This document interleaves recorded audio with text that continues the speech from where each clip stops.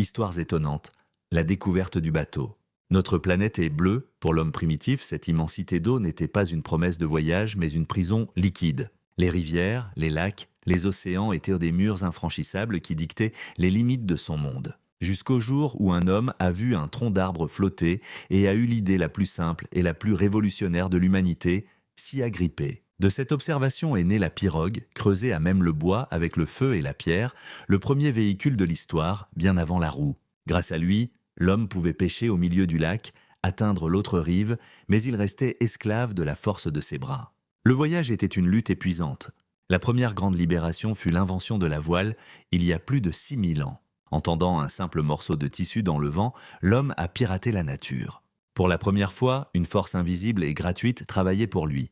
Les bateaux sont devenus plus grands, les voyages plus longs. Des empires commerciaux, comme celui des Phéniciens, ont transformé la Méditerranée en une autoroute reliant les peuples et les cultures. Mais cette première voile carrée était imparfaite, impossible de naviguer face au vent. La mer restait une maîtresse capricieuse et le grand large, un vide terrifiant et mortel. S'aventurer loin des côtes exigeait une bravoure et une science nouvelle. Les Vikings, sur leurs dracars agiles, ont osé affronter l'Atlantique Nord, se guidant avec le soleil, les étoiles et leur connaissance intime des courants.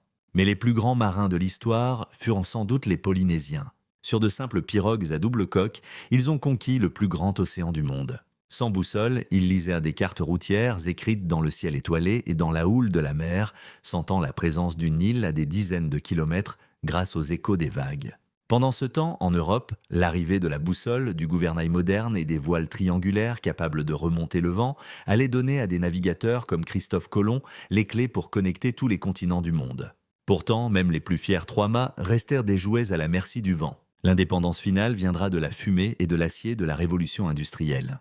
Quand la machine à vapeur fut installée sur un navire, le monde changea pour toujours. Le bateau n'était plus soumis aux caprices des holes. Il pouvait remonter les fleuves, traverser les océans avec une régularité d'horloger. Cette fiabilité a permis les grandes vagues d'émigration, a renforcé les empires et a fait exploser le commerce mondial. Aujourd'hui, les descendants de ces premiers navires sont des géants d'acier guidés par satellite, transportant 90% de tout ce que nous consommons. De la simple pirogue au supertanker, l'histoire du bateau est l'histoire de la soif de l'humanité de transformer les barrières en chemins, les murs en ponts. C'est l'histoire de la façon dont nous avons tissé un réseau sur la surface bleue de notre globe pour faire de notre planète un seul et même monde. Abonne-toi à Histoires étonnantes pour d'autres histoires.